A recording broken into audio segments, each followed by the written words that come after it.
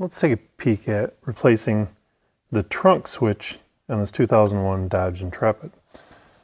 Now this is going to be a relatively savage approach, but it's not too bad. And if you look at the new switch, there's just a couple arrow tabs that are flexible that we're going to be fighting against.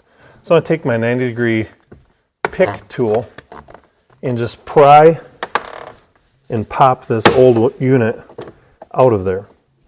Once I get that out, I can release the electrical connector.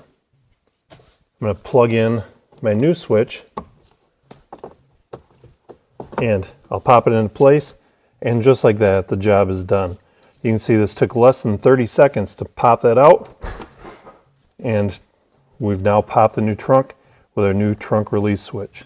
It really is that easy.